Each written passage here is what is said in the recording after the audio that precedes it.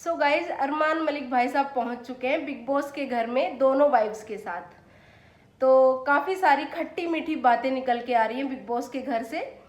तो जैसा कि आप सभी जानते हैं, पायल मलिक जो कि उनकी पहली वाइफ है, उनको आजकल काफ़ी सारी सिंपैथी मिल रही है पब्लिक से। और भाई मिले भी क्यों ना, उन्होंने एक बहुत बड़ा कॉम्प्रोमाइज़ किया है अपनी लाइफ में। कोई भी औरत नहीं कर सकती, लिटरली सैल्यूट है पायल को, क्योंकि नहीं हो सकता इतना बड़ा कॉम्प्रोमाइज़, किसी से नहीं हो सकता।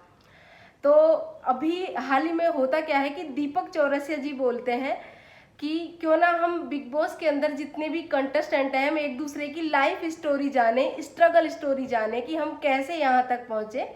तो हम सभी इकट्ठे होते हैं और बातें करते हैं अपनी अपनी लाइफ के बारे में। तो इसी तरह से सिलसिला बातों का शुरू हो जाता है, सभी इकट्ठे हो जाते हैं, बातें होने लगती हैं। तो विशाल जी से पूछा जाता है, वो अपनी स्ट्रगल स्टोरी बताते हैं। बाकी लोगों से पूछा जाता है, सभी अपनी अपनी स्टोरी बता रहे होते हैं।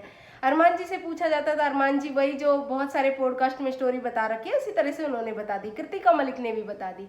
अब आती है बारी पायल मलिक की। जैसे ही पायल मलिक से पूछा गया तो ऐसा लग रहा था बिग बॉस के घर में जितने भी कंटेस्टेंट थे, सभी उनकी स्टोरी जानने के लिए बहुत ही उत्सुक थे। उनको लग रहा था कि हाँ, ये स्टोरी हमें जाननी है।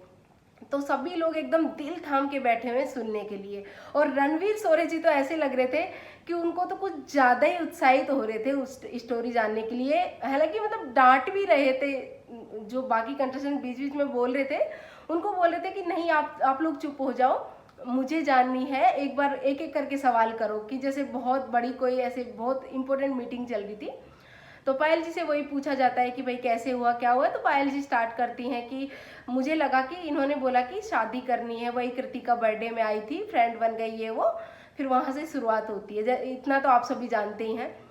तो आगे कहती हैं कि इन्होंने बोला कि मुझे कृतिका से शादी करनी है, फ़ोन पे बोला अरमान जी ने।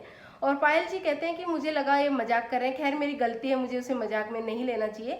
लेकिन हम कहते हैं कि पायल जी, इसमें आपकी कोई गलती नहीं है, क्योंकि इतनी बड़ी बात फ़ोन पे इस तरह से बोली नहीं जाती है।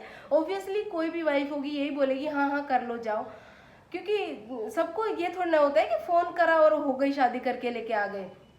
तो वो कहती हैं कि जब घर लेके आए तो पता चला शादी हो चुकी थी। फिर ये तो हो गई कोर्ट मैरिज, तो वो कभी कभी उनके घर रहने लगती है, कभी अपने मायके चली जाती है कृतिका मलिक। उसके बाद में क्या होता है कि उसकी एक ग्रैंड वेडिंग की तैयारियां होती हैं।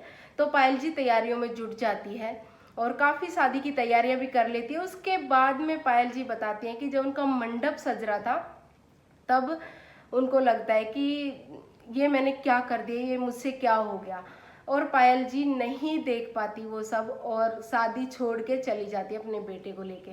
इस तरह से पायल मलिक की कुछ स्टोरी उन्होंने बताई, और यहाँ से आगे वो बता भी नहीं पाई। वो बहुत रोने लग गई थी, फूट फूट कर रोने लगी थी। और सभी बिग बॉस के जितने भी कंटेस्टेंट थे, सब उठकर उनको चुप करवाने आए थे। अरमान मलिक भी भाग कर उनको चुप करवाने आए और उन्होंने बोला कि चुप हो जा, अभी तो कोई प्रॉब्लम नहीं है ना तेरी लाइफ में, अब तो खुश है ना, तो चुप हो जा। लेकिन कृतिका मलिक कहीं ना कहीं दूर खड़े खड़े बस यही कह रही थी कि पायल क्या है यार, चुप हो जा।